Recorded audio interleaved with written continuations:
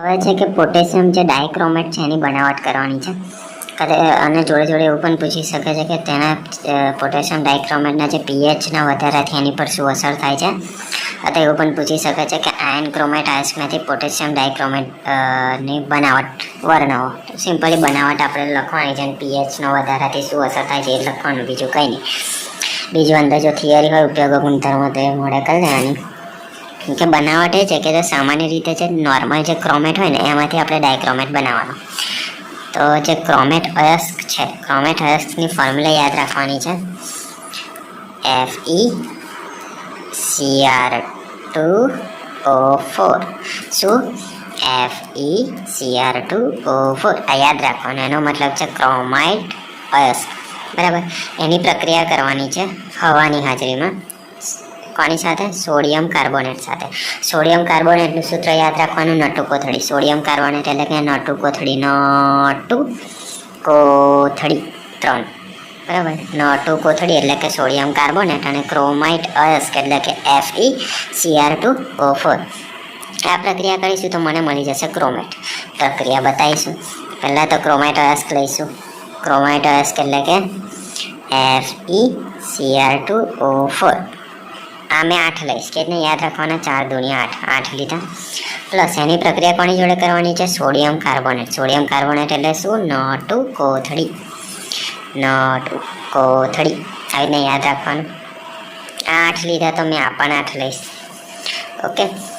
હવે એની વધારે પડતી હવામાં, હવા એટલે કે હવામાં શું હોય? ઓક્સિજન હોય વધારે પડતી. તો આ બંને જણ પાસે તો 8 છે. તો અહીંયા એવું કહે છે કે મારે 8 નહીં જોતા, તો 8થી 1 ઓછું લઈ લેવાનું એટલે કે 7 લઈ લેવાનું. ઓકે. તો એની આખી પ્રક્રિયા થશે. તો શું બનશે?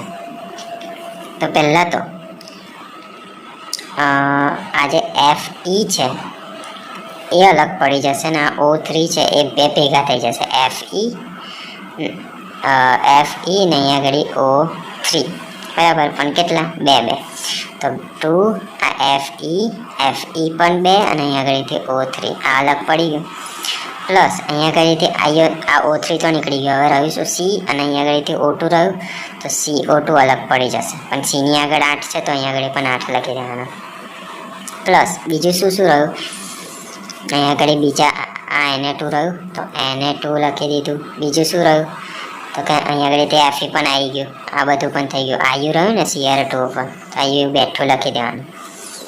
સિમ્પલ. અને અહીંયા આગળ 8 હતા તો અહીંયા આગળ 8 લખી દેવાના. પડી ખબર શું કર્યું? પહેલાં ક્રોમાઇટ અયસ્કની ફોર્મ્યુલા લખી, એની આગળ 8 લખ્યા. એની પ્રક્રિયા કોની સાથે કરવાની? સોડિયમ કાર્બોનેટ એટલે કે નટુ કોથળી, એ પણ 8 લખ્યા હવાની હાજરીમાં. હવા એટલે કે ઓક્સિજન કહેવાય. એ મેં 7 લીધા. એની પ્રક્રિયા થશે તો પહેલાં તો Fe અલગ પડશે. Fe એની પાછળ 2 લખી દેવાનું, આગળ 2 લખી દેવાનું. તો 2 દુની 4 થઈ જાય, બરાબર છે. પછી અહીંયા આગળથી O3 લઈ લેવાનું. આ O3 લઈ લીધું. હવે પાછો અહીંયા આગળથી C લેવાનો અને અહીંયા આગળથી O2 લેવાનો. તો CO2 થઈ ગયું.